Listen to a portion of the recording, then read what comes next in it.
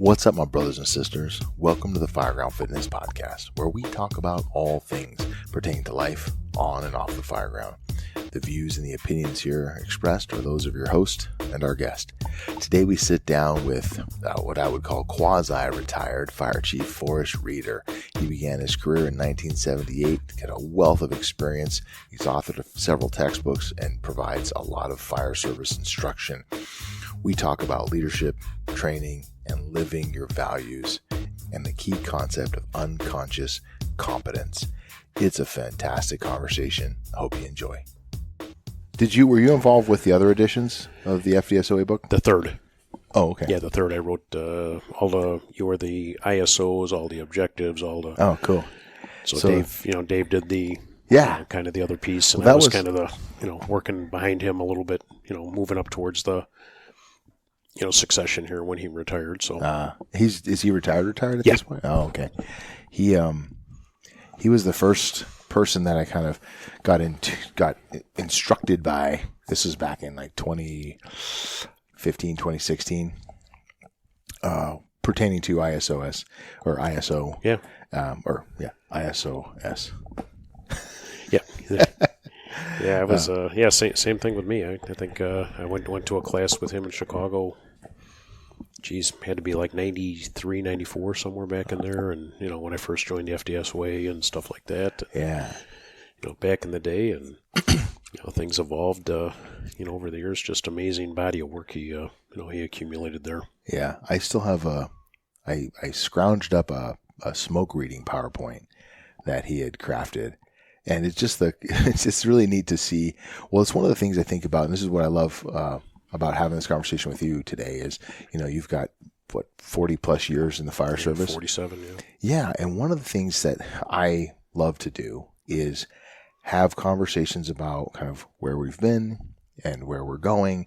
And as much as things are different in the future, right, are changing, so many things are predictable because over the course of 40 years, how many things have you seen change that are sort of revisions of ideas and things are being revisited? Yes. Yeah. just about everything that you do. Yeah. Top to bottom, if you look at tactics and, water management and, just looking at how, all the original fire stream, measures and things like that were, going back on don't upset the thermal balance and all the stuff that we didn't know, kind of thing. It's like that Rumsfeld, things. There's the, the known knowns and the unknown, whatevers, and, how all that stuff kind of came together. And, right. I think that's a big piece of what an officer has to, kind of figure out today is, what's old is new again in a lot of situations, and, just watching those things evolve and. So it's funny you say that because I teach a fire behavior class, and there's a quote from Chief Bernasini. He was at one of the ISFSI studies that they had done. They did some burns, and at that burn, he wrote down, "The fastest water is the best water." Yeah. And it just strikes me that back in the day when Granny Smith's barn was on fire and all they had was buckets, guess what? The fastest water was the best water. And that hasn't changed. Yeah, no, absolutely. Absolutely. The tactical truths, and things like that back, in his versions and things like that. Right. Just these, random observations that, pay such a dividend, understanding, what we do and why we do it. Yeah. And I think that's been probably the biggest shift just in probably the last 5 to 10 years more than anything is knowing the why. The what part is easy, but, if you start with why and that why, in and out and things like that from, a personnel motivation, issue or leadership type of thing to, a tactical application or, how you teach or whatever, starting with why and getting to know those things. And, he said that 30 years ago, but here's why, based on research and whether it's UL or, anybody else who's, looking into, apply the science piece of it. It's just tremendous to see the value of being able to say the why, today more than ever. Yeah. What do you think led us down that path? Yeah, and of course society, drives that a little bit, and the way that the elementary school, is now teaching, looks a little bit different than when you and I, probably went to school and things like that. So, yeah. As well as the advent of the computer that we carry in our pocket every day. Right. There's certain folks who will drive the Google machine crazy while they're sitting in your class or whatever there, and they're going to fact check you. They're going to look at those things there, and right. Again, trying to be optimistic, about it. I like to think that it's people are engaged and they want to know more, so they look things up and they have conversations. They have the ability to, surf endlessly for video and, people who are, following the narrative that, they like to believe, and, the different, the different camps, I guess you can say. I really hate to refer to it that way, but, different ideologies maybe. Well, so some of the stuff we do is really it really ends up being a red state, blue state type of thing. You're talking about on the fireground? Yeah. Say more about that. Yeah, no, there's some folks refuse to. We did it in the ISFSI a number of years ago. We talked about the just because you don't like it doesn't mean it's not true. Kind of thing with the evidence-based practices and things like that. Yeah. And if it doesn't fit your agenda, if it doesn't fit your aggressive stance, if it doesn't fit the product that you like to back and endorse, therefore it can't be right. And I kind of laugh and just seeing all the the fire chief bashing or the safety culture bashing or the tactical camps encampments, I guess you can say, going on right now. And it's kind of troubling to me that I don't know where these organizations are. I travel a lot. I've had the pleasure of teaching, I think, in 38 states now, and doing different projects internationally now, and things like that. And I don't see where the social media warriors that are out there that are bashing organizations and cultures or different approaches and things like that. And it's I like to believe it's to try to make sure that everyone goes home. My four big tenets have been that everyone goes home, nobody gets hurt, excellent services delivered, and you retire happy and healthy. That seems reasonable. It's in the books, and it's in on my coin or whatever there, and that's just kind of the why we do what we do. And from the training perspective of that, we accomplish that by making sure that every training session, just like it says on the logo, makes you a little bit better, faster, safer, smarter. Yeah. And if you're not touching at least one of those things in a company level training session to a full academy delivery, we're not doing what we should be doing. Better, faster, safer, smarter. It has to have one of those things. And then when I moved into the corner office, I believed that anything that I sent to City Hall or to the city manager or whatever it was going to be, one of those four words had to be present, Shane. Is for each of us, I'd say, hey, Rain, you put this together for us here. We need to have a package to send to the city manager to get approval to purchase this. Make sure that one of those words are in there. So the assistants and the deputy chiefs got in that habit of, I knew that anything that came from Chief Gray would have one of those or multiple uses of those words through there. And I found it very hard for them to say no, to those types of justifications. And then if you make that part of decision making and the support and where we have to go with things, I think it pays a great dividend for us. Well, I really love that you're weaving that organizational, that culture into all of your documents and justifications. And I think that, we'll dive in. I would love to dive into this. Okay, I'm going to back up real quick because we were talking before I hit record, and I think we just kept going. But so let's walk back for a little second. You have 40 years in the fire service, and I think you started in Illinois. Mm-hmm. So give me a little snapshot of your career. Oh, geez. Some of the highlights and lowlights. Well, kind of going back to the early days, which, yes, it was a backstep culture at the time. I joined a little volunteer fire department in the community that we lived in, really with the only purpose was so that I could play softball and baseball with them. The fire department had the best team in town. Okay. They beat the cops, they beat the high school kids, they whatever there, and that was kind of the group that everybody wanted to join. And my buddy Sean, passed away now, but Sean McHale, brought me into the business, and he said, yeah, we'd love to have you play. You're a good ball player and stuff like that, but you got to join the fire department. Yeah. Who recruited who? That's all. Oh, okay. Kind of became one of those things. And here I sit, 47, 48 years later, and, we were cadets in the high school program and all volunteer department, doing the typical volunteer stuff, a couple hundred calls a year, and, kind of evolved through there. I ended up being one of the first 6 career firefighters in that department, so transitioned quickly, cross-trained as paramedics, so we were medics for, majority of it, and that's why, the fire department had to go full-time because of the, the growth. I think our first year career, we had 512 calls, and that was a big deal, and eventually it grew to, be a pretty good size, suburban all-service department, and 96, I left there to become chief of training and safety with a little larger district, just a little bit north of there.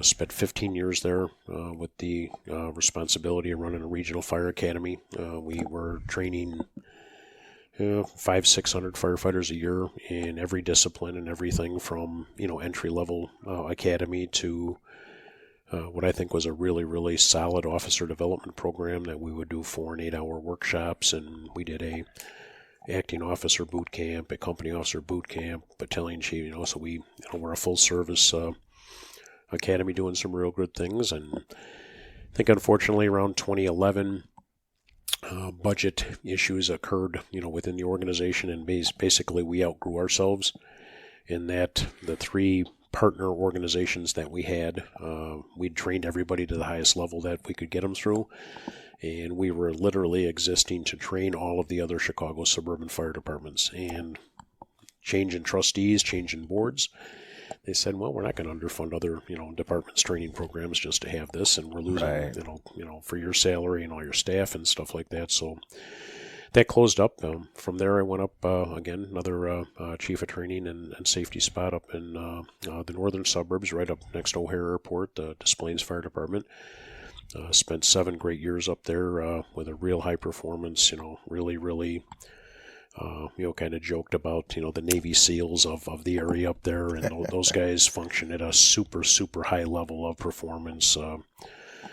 We were talking out in the hallway there about different rigs and things like that, and their engineer program was probably and still is probably one of the best I've ever seen in terms of the competence of those individuals, from maintenance to daily checks to operating those vehicles, and just learned so much from those guys in terms of how that piece evolved. And then the opportunity to moved a little bit closer back to home where the family were back on the south side. Became the fire chief in Tinley Park, Illinois, in 2017, and had just short of 5 years there, leading what ended up being the largest combination or part-time fire department in the state, ISO Class 1. We achieved while we were there, and built a new station, got a bunch of new rigs. We had a constant staffing issue there because of the nature of the department there. We were fire-oriented department with an EMS contract service that shared quarters with us, so we had a private ambulance service in there, and created some different dynamic issues there. But altogether the response, 8,500, 9,000 calls in the community there, 65,000. So pretty busy little shop, doing a lot of really, really great work. Fire Prevention Bureau, on point, and those guys, the first accredited Fire Prevention Bureau in the country, and just got to watch a lot of really great things being done by some good people there. And retired in 2020, I guess it was, and since then He didn't do a very good job retiring. No, that's right, Rain. I've sucked at retiring, completely. I hear that all the time. Immediately after retiring, kind of the personal side of life. Girlfriend and I, we sold the house. We sold pretty much everything we had. We bought a big Class A RV diesel pusher, and we said, where are we going to go? And we kind of planned life 2 weeks at a time, and we've been on the road ever since. So, coming up on our 5th year now of living on the road full time, and we literally set out to do just that, and we planned 2 weeks at a time, and then we'd figure out where the next destination, which way the coach was going to turn, and So the 2 dogs and the 2 of us travel around, and I think sometime towards the end of the first year, we found a nice little place out in the East Valley out here that really kind of fit our lifestyle. A lot of golf, a lot of super active community. We've got hiking, biking, all the things that everyone comes out here for. We just fell in love with, and then all of a sudden my phone rings, and got a friend of mine that I'd worked with in a couple other places. He said, "Hey, would you like to be the interim fire chief out in Marion, Iowa?" And I said, no, I'm kind of enjoying what I'm doing here. He's, well, look, here's the opportunity. And, he talked to me about it. And, again, I told him no and, hung up on him. And, he called me back a day later. And, he said, well, this, is only going to be 90 days because that's by law in Iowa. Could only have an interim assignment for 90 days by law. And we want you to come in. We want you to do what you do best in organizational analysis, kind of come in and be the fixer and tell us what we can be doing better. The city manager there, Ryan Waller, was just probably one of the more amazing leaders I've ever worked for. Just a really vision-driven guy to make Marion the safest community in Iowa, to make the workplace a destination workplace that instead of their guys leaving to go to Cedar Rapids or Des Moines or Iowa City or whatever, he wanted to be a department that would steal their guys to come there. Yeah. And, so help us build that. And was that a philosophy that he carried throughout the entire city? Yeah, absolutely. Yeah. Absolutely. For, police, public work, everything was driven that way, that, we are going to be the place that people want to be. We want to be the city that people want to come and work for because of not just, pay and benefits. He said, I don't want to even make pay and benefits the discussion. I want to make the culture, the climate, the way we treat our people, the community itself and its growth. And what's an example of some things that they did to institutionalize that? You saw it. You saw it. In front of you every day. Every conversation. Everybody knew everybody's name. Everybody knew the the family piece. The cultural pieces of those things come together. The community events, the support for the community, and all of the public services were just tremendous. And just kind of watching the level of communications, how things were communicated, and that within the community. Of course, there's outliers out there like you'll have everywhere, but just in a whole, you look at the types of housing that was being built, the type of businesses they were attracting to the community. A good historic downtown area, repurposing those 3-story taxpayer, ordinary constructed, apartment, making lofts up above, and great little coffee shops or bars and lounges, and they're close enough to University of Iowa that people could commute up there, so they were trying to attract that, real heavy aerospace industry in town there. In those 2 or 3 suburbs and that, so they had a lot of business professionals in that, and you could just feel it walking down the streets that this was going to be the place. And I've had the fortune to come back a couple of times to visit, and FDIC, where you and I kind of crossed paths there. I think the day before I met the whole contingent from that department. Met those guys for a couple of cocktails and stuff like that, and catching up with those guys, and I'll consider every one of those guys, even after just a 90-day stay there, just literally had a cup of coffee there.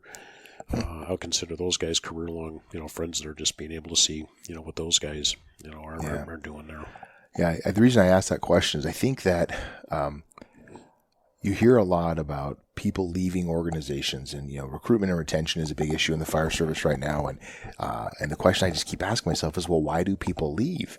And when you read the Harvard Business Review, right, they'll tell you that people are leaving organizations not because of pay and benefits. They're leaving because of toxic leadership, and that speaks to the culture, the organizational culture. People feel disconnected. They don't feel valued, which are sometimes kind of squishy targets. Right. But I think that's a leadership imperative is, creating an environment where people feel like they're part of something. No, that's for sure. It's again a good old Chief Bruno from years ago. To me, the the problem in leadership and these types of perspectives and conversations here is not those who get fed up and leave; it's those who get fed up and stay. You're right. He said that a bunch of times, and every time I use that and say, you got the firefighters or officers or whatever that get fed up and stay, and I can put a face everywhere I've been with with that particular statement and stuff there, and just what a big deal that becomes for the leadership, because unfortunately it's almost like a Psych 101 type of an exercise that if firefighter Gray is my fed up and stay, I've got a 99 really good focused. They buy into the mission. They live the values. They're who you want them to be. Your management and all of your attention goes over towards firefighter Gray over there, and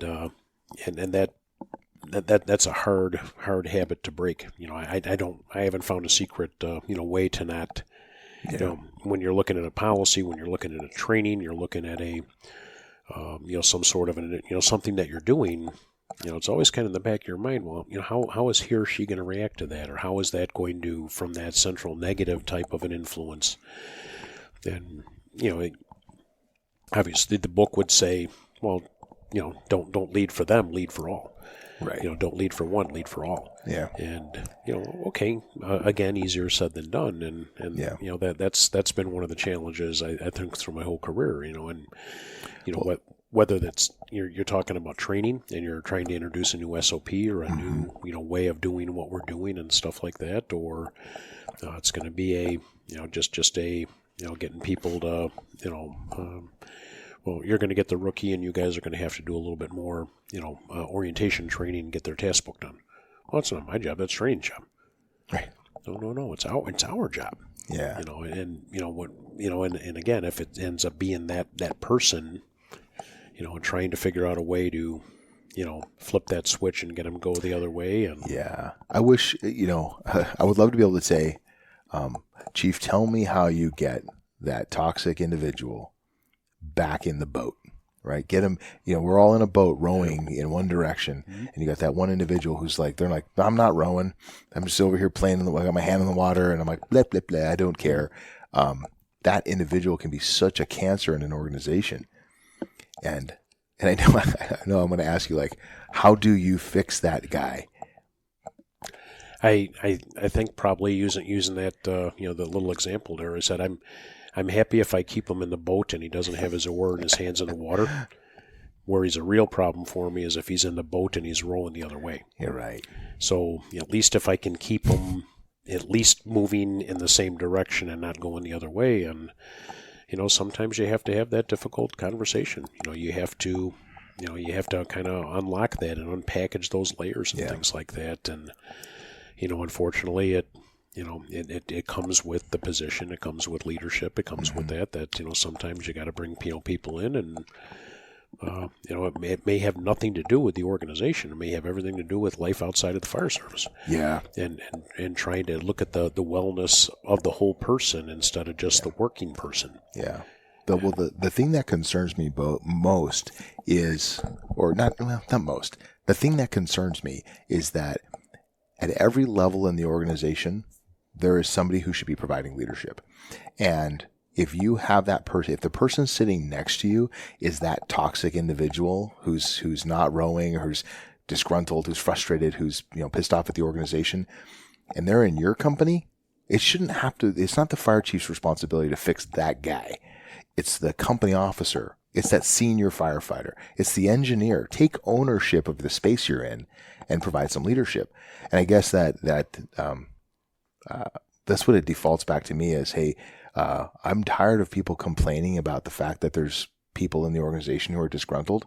Well, then provide some leadership at the local level. Well, and that, I kind of, I got a couple of, visions of some people in my head here, just, thinking about, this topic here. And,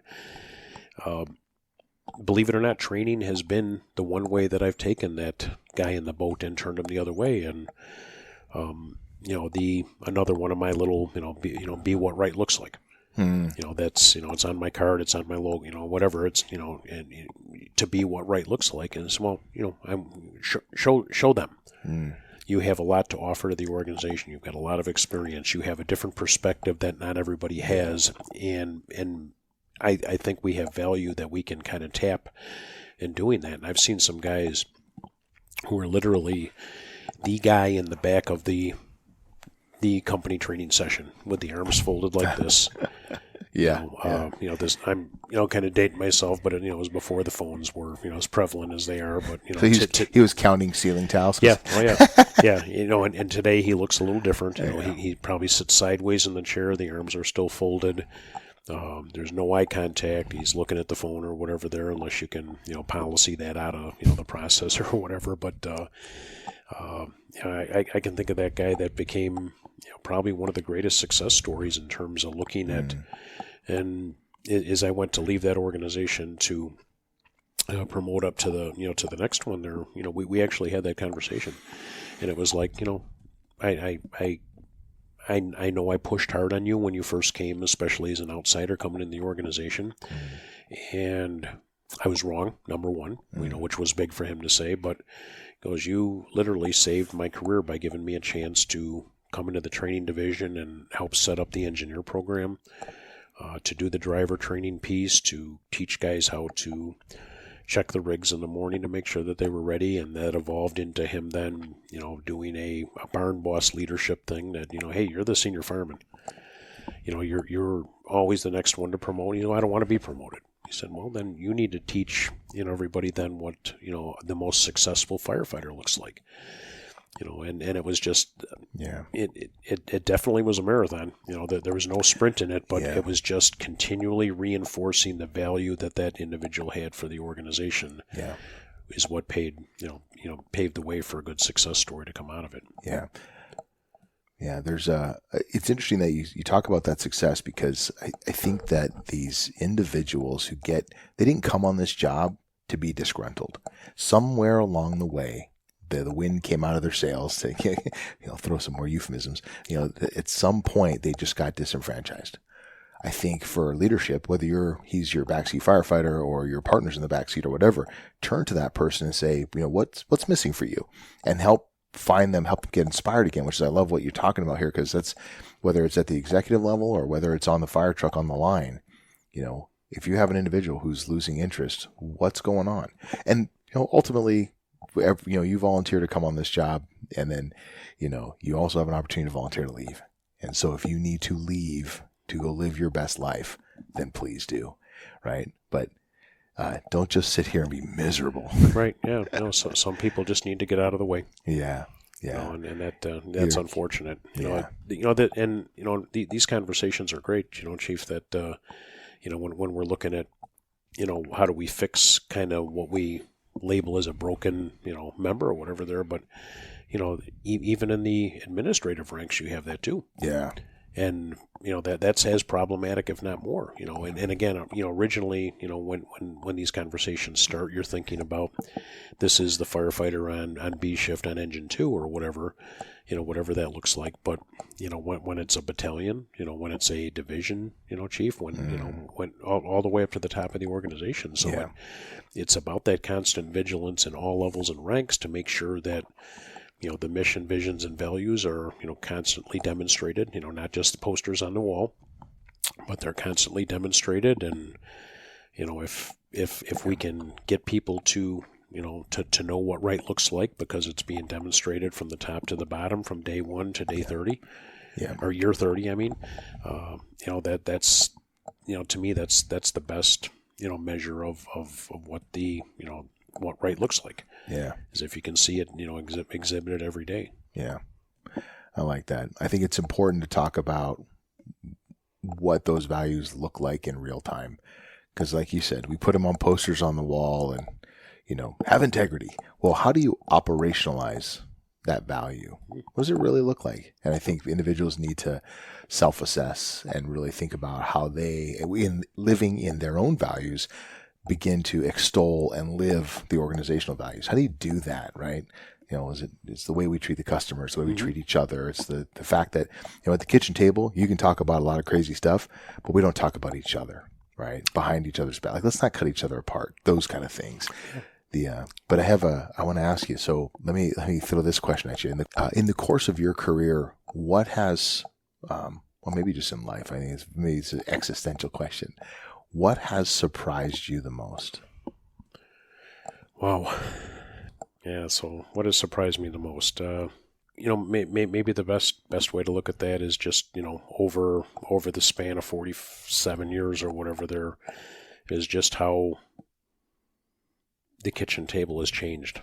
And, I have a lot of little think tanks and stuff like that I hang out with and stuff like that with guys. And, I just that same type of thing is what surprised me the most, and what attracted me and what really got me dialed in was, if you look at, the different laws of learning and leadership and things like that, and, like the power of affiliation to be part of what we do looks so different today. And that's probably surprised me the most, that is transitioned and changed. And I'm not saying that it's wrong where it's at right now. It just looks different. How has it changed? Got a, probably in many of the, places that I've been, the kitchen table in the kitchen doesn't look the same. Guys bring in their own meals. They separate from the community of the kitchen table and the tailboard and things like that to different, hiding places in the station and things like that. So the true family, piece of what we used to have, I don't think it's present as much as it used to be. And I never thought I'd see that go away. And, in some organizations that, may be alive and well, and I'm glad, and I hope that's the case, but I'm just seeing, in the places that I go that is a lot of conversation that happens, with the officers and the staff, that guys don't, they don't cook, the same meals together. The family used to always come in on Sundays and join, the shift for meals and things like that. That doesn't happen.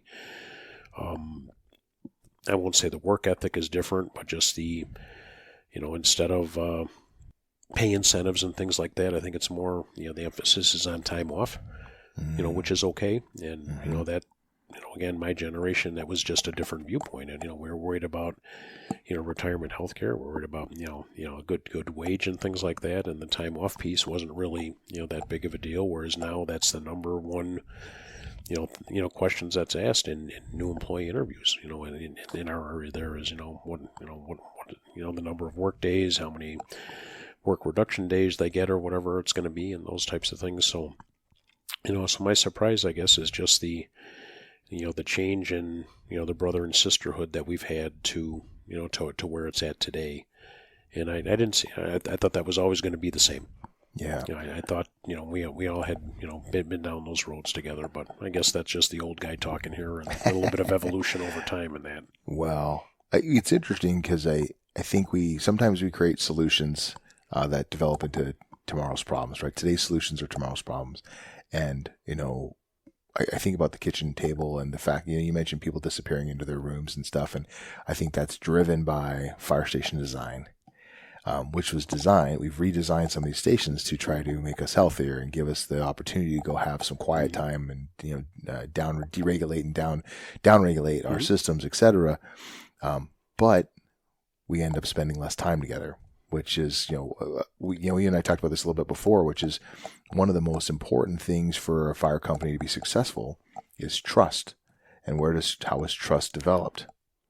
And, I have some thoughts on that. I'm curious your answer to that. How do you build trust in a fire company? And I think that's just, walking the walk, that's being that example, always be leading, always be teaching, always be learning, always, always be there to make a difference and things like that. And, I like to, look at that type of a question, that type of a thing that, I can trust that leader because they're going to be willing to have a conversation. They're going to be willing to sit down, with a group or with you one-on-one. And, I can probably think of thousands of examples literally where a 5-minute conversation turns somebody from going to be that other employee we talked about before, gave them a little cancer. Bit of gave them a little bit of a change and refocus and direction. And, So trust, I think, is built one conversation and one cup of coffee at a time. Yeah. One incident at a time. And, unfortunately, I'd like to say that people's visions of what right leadership or what right moral principles and things comes from observing people doing it right. But I think it's more heavily laid on the other side that if they see people not doing it the way they want it to be done, that's where the more impactful lessons are learned, is when they see people drifting to failure, when they see people not doing it the way that they perceive the organization that they would do it. Those teach better lessons than seeing somebody doing it right. And, I hate that, especially when, it's on my T-shirt, what right looks like. But maybe it's what, don't do what wrong looks like, kind of thing. Because that's where the lesson, hey, I don't want to act like that lieutenant. I'm never going to treat people like I saw that lieutenant treat their crew.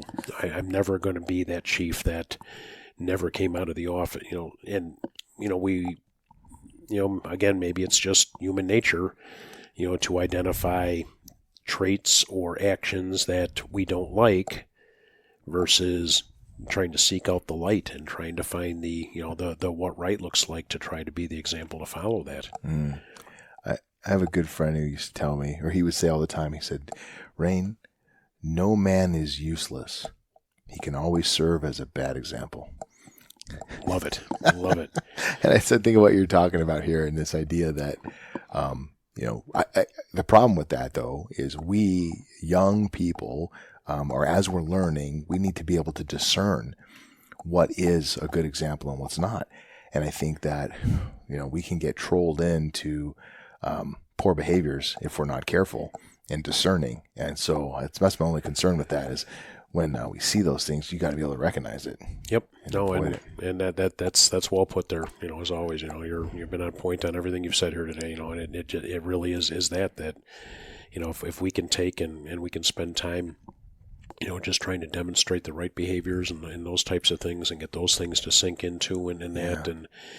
There's some firefighters, some officers, some leaders, some mayors, some city managers that I'd like to be able to see. Is doing this looks like this to the organization. Can you not, it's a difficult and crucial conversation that has to be had. And, unfortunately, we don't like confrontation, in lots of situations. Some people thrive on it, but I think a majority of people... Probably for the wrong reasons. Exactly.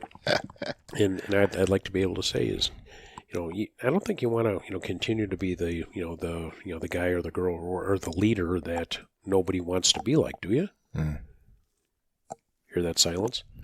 And then when you get that meaningful pause, instead of, I think a lot of people listen with the intent to respond versus with the intent to understand. And when you get that pause and that reflective, like, it's kind of like, oh, shit, that's an oh shit moment there. I just kind of got the, wow, okay. And then I think trust comes from that, I know my boss is going to, tell me when I'm, that was always one of my things as a young company officer, and we had a combination department, so we had some volunteers and part-timers coming in to work with the career guys and things, kind of split companies and that. And, when new guys get hired, don't make me be your boss. That's my rule. Don't make me be your boss. Because I know what my responsibilities are, and I will execute them to the fullest level of responsibility, so don't put me in the position to have to be your boss. Right. We're going to get along just fine. Which means operational readiness. The rigs are checked. It's the fitness piece, the training piece, the making sure the equipment is ready, and those types of things. So it's about being in that constant state of readiness and those types of things. And officers don't get jammed up for how they operate on the fire ground in most situations. You don't have this conversation in the room here because they pulled the wrong line or because they didn't lead in or they didn't lead out. Right. Or they vented too soon or vented too late or whatever the story is going to be. Where people get pulled into the office is because they didn't treat people right. because the things that they really had discretionary time to think about and come up with the right answer, they chose to not listen with intent to understand. They listened with the intent to respond, and they said the wrong thing, or they, didn't take that reflective pause to, try and understand, how impactful that one conversation can be to build that trust and that understanding that, I know my boss is going to hold me accountable to these things. Yeah. Because he holds himself, herself, to those levels, continually. So I know, if you can expect that much out of yourself, that person, I think, can expect that same out of you. And if you have that image that you just don't care. Yeah. I love the word that you used, which is discretionary time. I think about one of the first lessons I was taught when I came into the office was, look around your office. There's no light bar. And I was like, at first I was like, it's so sad. Right. I'm not going to run calls anymore. Yeah. But it's a metaphor, right? It's a metaphor for what we're, for slowing down and taking that time to make thoughtful, well-considered decisions. And, I think what's funny about that is that even on the fire ground, there's the whole Navy SEAL thing, right? Slow is smooth, smooth is fast. And so that's about buying yourself some time to move thoughtfully and carefully and deliberately through through a skill set or through a decision. And when we talk about treating people right, it sounds so trite and intuitive. However, when our organizational cancer guy that we talked about before is behaving poorly, you don't have the authority to just go in and be a prick to that person. Just because they're behaving shitty doesn't give you the right to do the same. And if you want your organization to be healthy, you need to go in and take the time and go, okay, what's really going on here? And work through the course correction with that person in a meaningful way. And I think that's fascinating because we have a tendency to get our emotions get the best of us, and then we act out emotionally, and that gets us in more trouble. You're driving down the road and your engineer does something stupid and you just scream at them. That doesn't always help. So slow down for a second. Stop the inappropriate behavior. Hey, I really need you to stay inside, go through driving rules. And then when you get back to the station, you work through the process of coaching, training, discipline, course correction, whatever that might be. But and I say that like it's easy. This is a practice that takes, I say it out loud because I'm working on it. Yeah. Yeah, we're all a work in progress. So, right. Yeah, that's for sure. Yeah. So let me ask you this: in all of your years in the fire service, okay, I got two questions. What has been your favorite position over the course of your career, and why? Company officer. Yeah. Yeah, company officer, followed by training officer. Company officer because, like you said, you still had, connection with what's going on in the streets and things like that, and, being able to make a difference in the community and doing the stuff that we're doing. I really believe that the work that we do is important. I think in so many communities, I'm sure it's the same here in Buckeye as it was in, in Tinley Park or whatever there, that we are consistent. We might be the most consistent and reliable thing in many people's lives. And I think that's a big deal and a big responsibility for us because our sole purpose is to make it better. Yeah. We get out of the vehicle, the yellow knob comes out of the dashboard, we're going to make it better. Or at least not make it, not destabilize the situation where, the yellow knob comes out, car goes in park, whatever it is, we're there to make it better. And that's just a great feeling. And, the company officer has such a great role in the community and doing those things, as well as, building the next generations and the replacements and, kind of being the, the nucleus of holding, the company dynamic together and things like that. And, out of the 47 years or whatever there, I think 24 of them were solely on training and safety.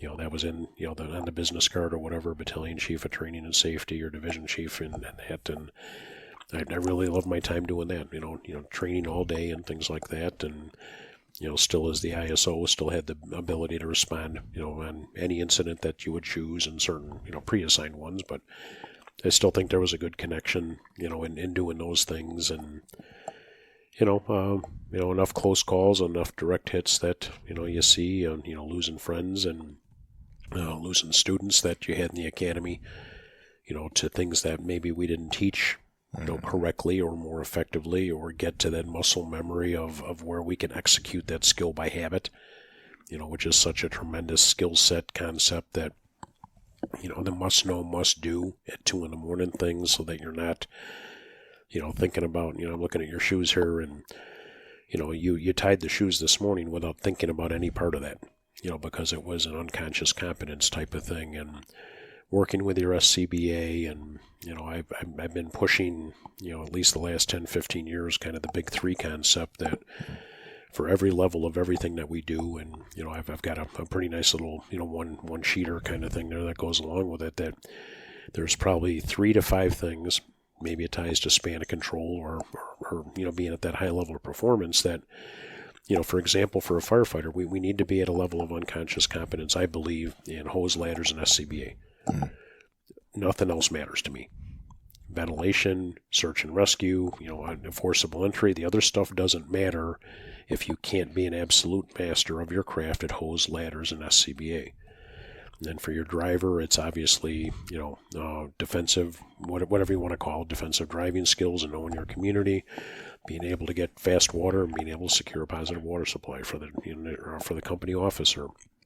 It's the initial scene size-up factors tied to fire dynamics and building construction and things like that, setting up the incident action plan, and especially based on the data that we're seeing with the Mayday project as that continues and things like that right now, managing a company-level Mayday, being able to rescue yourself and rescue your partner and things like that, and so on up up and across the organization. So if you stay at that, that big 3 focus area there, become a master of that particular level and discipline, and the unconscious competence. Not now that I've mentioned the shoe tie, and next time you go and tie your shoes, right, I'm going to overthink it. You can overthink it, and it's going to happen.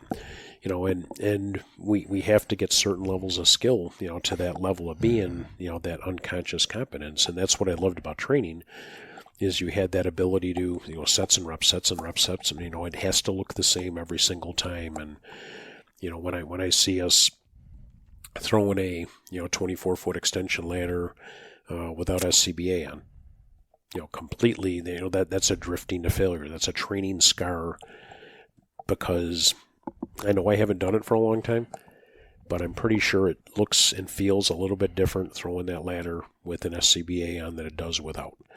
And if we're allowing that training scar, to continue to build because it doesn't look the same, I get there are progressions and there are reasons, especially in the environment we have here in the Valley and stuff like that, of course. But at the same time, in July, it needs to look the same as it did, back in January and things like that. So, if we can get to that level, and that's what I thought in training as well as being a company officer, my 2 favorite positions.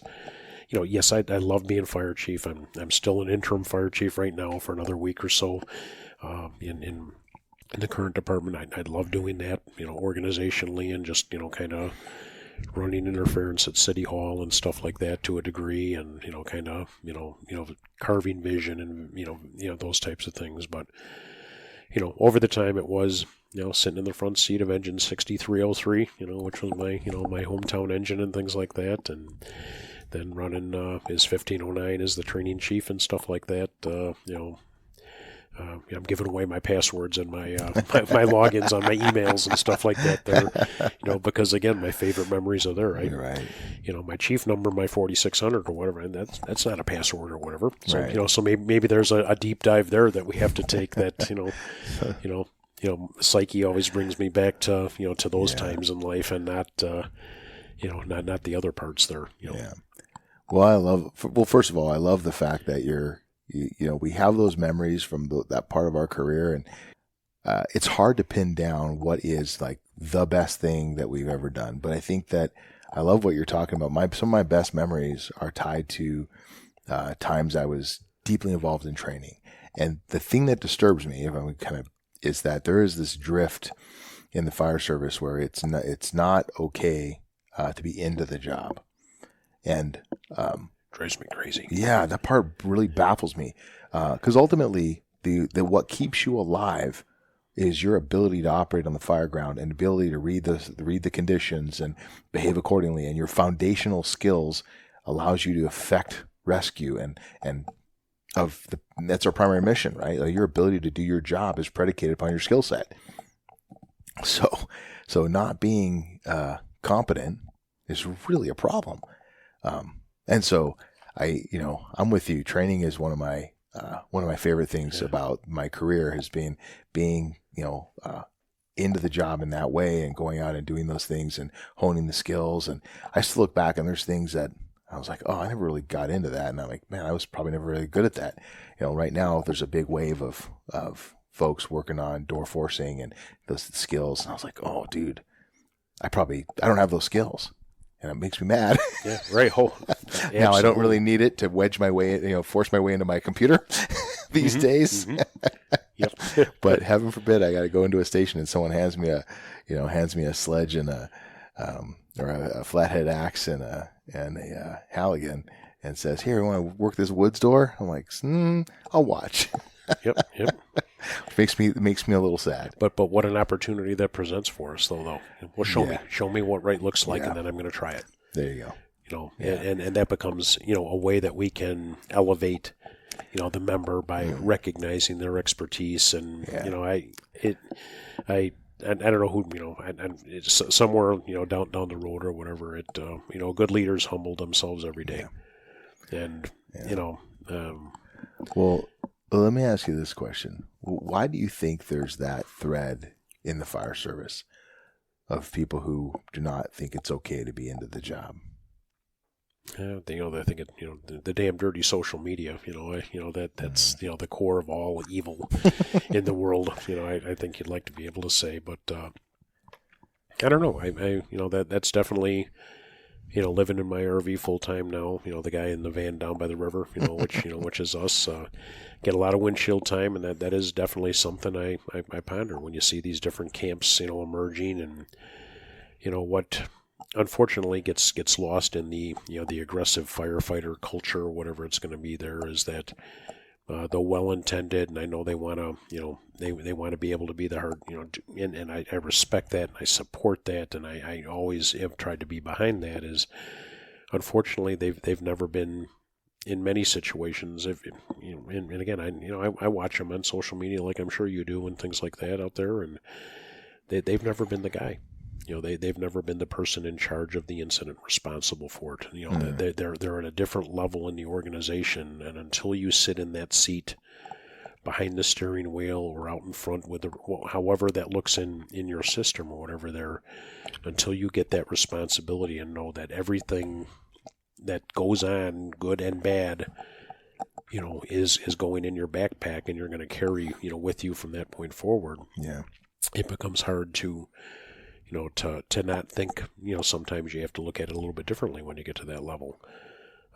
It definitely is a hard, hard, heavy lift. And I don't know, where that's centered from. And, if it's a keyboard warrior thing and, some people have got a bad experience, I'm not, there's bad bosses everywhere, in every profession and things like that. And there's people who lead differently than you want to be led and things like that. And, the organization may go in a different direction because of whatever. But, at the same time, I think we do owe it to the business, if we want to make the business better, is to try to figure that out. And I'm sure you've got, you probably have got some good perspectives on that yourself. Why have we drifted to that where it has become the us versus them, red state, blue state type of thing, and the culture of safety, or the, we're safety, we're safety adverse, risk adverse, and, and all these terms that are starting to emerge and things like that. And, I'm pretty sure in the oath of office, it doesn't say you have to die to do this job. Right. It says you have to do the best job that you possibly can, given what you have. That's what Mr. and Mrs. Smith, to use that again, think that you raised your hand for. And, of course it happens. We lost a great captain in Chicago just a couple of days ago was killed in the line of duty in a garage fire. It was a large, ordinary constructed garage, big steel lintel, just standing in the wrong place at the wrong time, and hitting the head. And he was struck and killed the other day. And when you look at the sacrifice there and things like that, I'm sure the people in the community and even the people that own the garage, they didn't they didn't want him to show up and die. Yeah. To put out a garage fire. Yeah.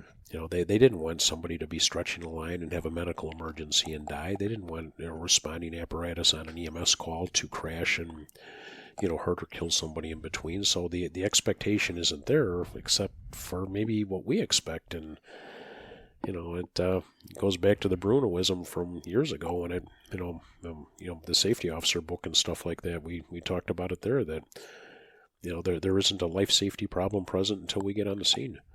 And we come there with a $2 million investment, with four dedicated tremendous people who are there to do the right thing, and they are the life safety problem when we arrive on the scene. Yeah. And I know we have to search, and I support the things that we're doing in those areas there, but I think sometimes the expectation to do what we do is driven only by us and not by necessarily the community. Well, we often use life safety as an excuse to put ourselves in positions that are inappropriate. And that's when I think about what a professional firefighter should look like, their skills need to be beyond reproach. If they're going to take a risk, we talk about making calculated risk, right? And there's no question, the community expects that when we show up, we're going to try to save them. 100%, that's an expectation, right? That's why they called us. Yes. But if you don't have the knowledge, skills, and abilities to size up the incident, make good decisions driven by the conditions, then you're just a jackass, to put it plainly. And if you think that, I'm just going to be default aggressive, default aggressive is about using the space between your ears to be effective, right? Guys will go running past fire to go find more fire because they're in the name of rescue. Put the fire out, right? We have piles and piles of evidence that helps us understand that if you put the fire out, the conditions get better. Yeah. So rescue is an action of opportunity predicated upon the conditions, right? So depending on where the fire is at, maybe you take the fire away from the victims, or if you can, you get the victims away from the fire. But you have to be an incredibly fast-thinking, smart, hyper-intelligent firefighter to make those good decisions. But if you're just, I'm just aggressive, okay, well, aggressive applied poorly is just not well, is buffoonery. Yeah. No, definitely. The kind, like Billy Goldfeder and our stuff on the secret list. It's common sense and water. Yeah. Common sense and water. Bring some common sense and a bunch of water with, and it makes it better. And we, a bunch of young guys walk in the hallway here, just kind of look at the the rank on their shirt. It says firefighter. Yeah. You arrive on the scene and it says firefighter. So fight the fire.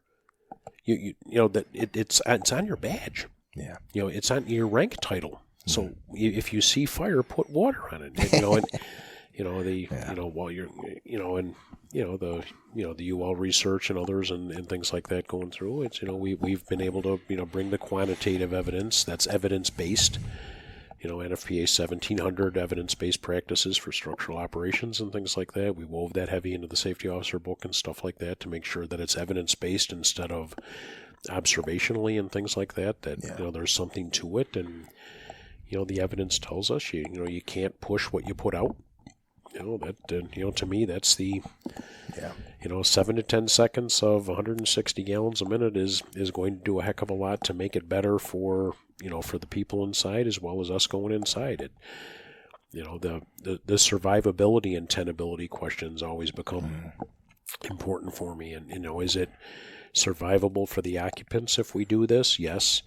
And is it tenable for us to get in and stay in? And that was always the environment that I wanted to try to create through, the trainings that we build and the concepts that we try to put together is I don't want to put people in an environment that's not tenable for them to get in and stay in and do their work. Mm-hmm. I want to be able to have the temperature being reduced. I want to have them working in a safe, structurally sound environment, so that it's not going to be coming down around them and things like that. So, I think part of a modern size-up should be based, in part on those things, survivability and tenability. Survivability, again, for the occupant, not the victim, for the occupant. And a lot of times I think we say that wrong, and so we're going on a victim. They're not a victim until they're dead. To me, I look at it as we've got an occupant. We've got so the survivability piece goes to the occupants of the structure, whereas the tenability is our ability to get in and stay in and do the work that we have to do, whether that's search, whether that's checking for extension, or whether that's fire extinguishment or salvage or whatever it's going to be. The environment is at a temperature. The toxicity is at a level because fresh air is replacing the bad air. It doesn't exceed the thresholds of our PPE and those types of things, and we're not in. Big change you'd see in the safety officer book now is that we don't talk about the classic flashover, backdraft, smoke explosion, rollovers, those types of things. We're just now generally calling them hostile fire events. All of them being pressure-driven events. So the concepts of the balance that the building is always trying to equalize a pressure there, so that for every exhaust you create, a complementary intake has to be created, to do that. And, doing those types of things are how we should be observing the tenability, for how long we have to be in there. And, when you start seeing the signs that, it's not just a heat, but a pressure change inside the building, it's no longer tenable for us to be inside. We have to put ourselves in a better position. There's video after video of, all you have to do, after you get your Facebook or whatever, or Instagram trained well enough to see what you like to watch, you see these videos of these pressure changing events and things like that. And, Steve and Dan from UL, they'll talk, for days talking about, that it's about changes in pressure and knowing when things are going one way or they're the other way. Change in temperature drives some of that to a degree, but really the pressure-driven events that the hostile fire stuff is, look a little bit different. And we had a good conversation just looking recently at the the ISO curriculum and that, talking about the order or just the general concept of ventilation. So if I ask you, if you're to create on the little whiteboard here, draw me a picture of ventilation, what is that going to look like? Well, most likely my first thought's going to be a hole in the roof. And so you're thinking from the perspective of exhaust. Yep. So ventilation, by definition, everybody thinks in that little thing that you've just drawn for me there, you've got a stick figure of a house and you've got smoke coming out of the roof. Right. But really it's more about air control is what true ventilation would be, because air control introduces the concept of intake air, which, unless we're willing to reduce temperature, which means opening up the nozzle and, walking in, Mike McCarthy, captain from Boston, teaches with the ISFSI cadre and things like that. And you said it so well. It's, we like to, we like to be able to, walk inside, spray water like a gentleman, and, head back to quarters and throw the steaks on the grill. So unless you're willing to open up that nozzle and throw some water in that environment, whether you see fire or not, to bring that temperature down to something manageable, and then be prepared for, the change in pressure and things like that.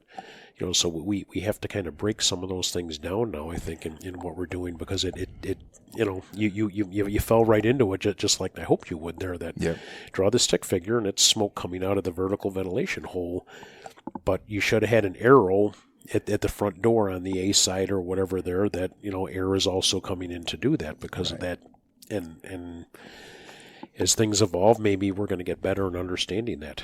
Well, that's the modern fire environment that UL and NIST is spending time investigating, speaks directly to not only just the increased heat release rate and all those other dynamics, but it's the flow path and how when we show up, right, we open the door and we change the flow path. Every tactic we have. Yep, everything that we do changes things, right? Yep. Back in the day, you'd see people just taking out all the windows. We're going to release all the heat, quote unquote. And we realize, if you look at it now with fresh eyes, you go, oh, they just made it worse. Yep. Right? Every single time, again and again. And I think that goes back to what I'm talking about here about understanding the job and being into the job, right? It's a job that can kill you. Why would you not spend time focused on training your KSAs, building your KSA so you can be beyond reproach? Yeah, and it's looking at tendencies. There isn't a professional athlete in any sport that doesn't examine their enemy's tendencies. Yeah. Watching film all the time. What does a football team do on Monday? It's film day. Yeah. Again, as a whole, with the whole group, kind of like a after action, hot wash, outside the incident. So they do that. And, then I would like to believe that the department does the same thing. They bring the chiefs into one room and we talk about that level. They, the firefighters and the officers, company level, those types of things. And, if you're not, you're not learning, that there's so many opportunities to make those things right and to be that, into the job. It's okay. It's okay to, to do that. I saw a couple of guys kind of challenge the aggressive, culture conversations and things like that with some of the guys at FDIC or whatever with different T-shirts. And tell me what that means.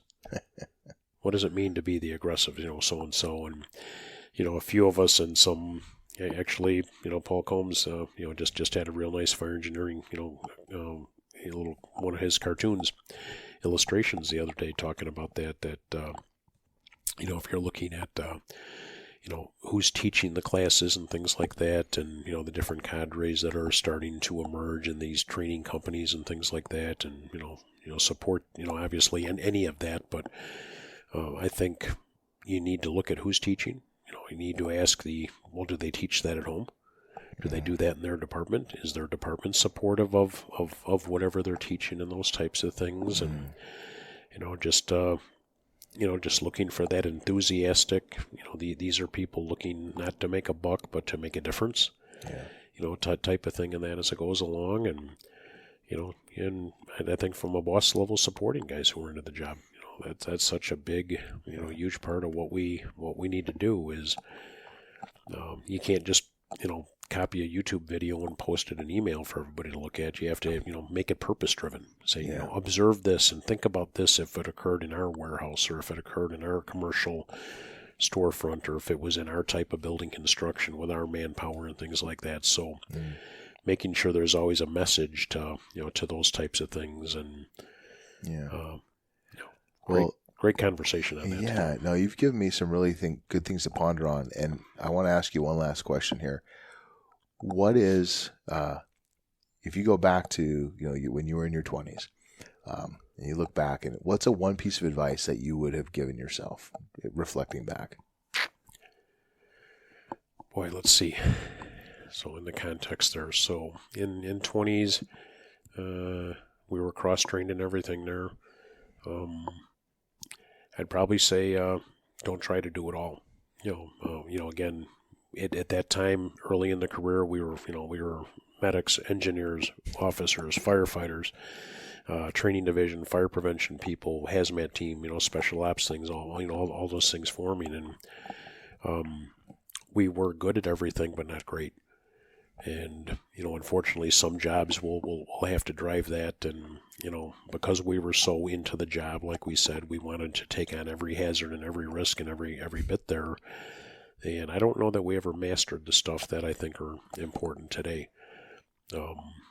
We were good at hose ladders and SCBA, but we weren't great, and moved from, good to great. And I think maybe moving too quickly through the ranks and things like that might have been another, and not, really being the journeyman or the true craftsman at that level. Just taking a little bit more time, to take in. We talk about the good old days now, with a few of the retirees and things like that as we go along. And when you look back at that, is yes, they were, that is exactly what they were. But take the time to know that they are. And how many times in all parts of our life, whether it's raising your kids or, with, siblings or whatever it's going to be or whatever there, that, the times that you talk about when you get to be, my age, I still think I'm on the younger side of the retiree, perspective, whatever now, but, just take the time to know that these are the times you're going to talk about 30 years down the road. So when you're in your late 50s and early 60s and things like that, so if I'm, going back, 30 years now, whatever, back in my 20s, everything just moved so quickly that you didn't know that these are the times that, I went out to dinner with a Chicago lieutenant and another guy from my hometown department who, they both live out here full time, and the wives were all like, "Oh, here we go again. These guys are going to talk," and we just rehashed. We've talked about those same fires. We've talked about those same characters and clowns. We've talked about those same, things over and over again. And because we're all 60. All 60. I'm 62. He's 63. So we're all 62, 63, and we talk about the same. And when they happen, we just didn't know that those were the things that 30 years from now we're going to be reliving as the greatest times of our lives. And, so if I could go back to my 20s, it would be, taking time to enjoy the successes, to look at the opportunities that we've shaped other people's careers, that we've made a difference in somebody's lives in the community and things like that, and enjoying the ride a little bit more instead of worrying about moving up or moving on or, building that next that next better mousetrap or whatever it's going to be. Sounds kind of corny, but to me it just, because I'm living it right now. Just looking back and gosh, when we'll close up. Just one last little buddy of mine in the resort over here. He's a retired L.A. County captain. Done every possible job in the county there. Started as a flight guy on the Helitack cruise and wildland, every single job. He retired as a captain, working some of the, tougher area, always to the last day, he had to go to job town and things like that. And, we get to have, a lot of time together at the resort. He's a great golfer and, teaching me how to, reinvent myself, doing that type of stuff. And, so we have a lot of really good, deep conversations and things like that. And he goes, Forrest, he goes, you got a great opportunity right now. He said, one of the most impactful things that I remember right at the very last 6 months of my career is we had one of those gigantic multi-alarm, multi-county, statewide deployment fires, and chief of department was on the scene, and everything out there. And, at one point during the fire, he went and grabbed a hose line, and one of the newest boots on the company was his backup guy. He goes, and I stood there and watched that, here is the chief of the Los Angeles County Fire Department out here working a hose line with the youngest guy on the department.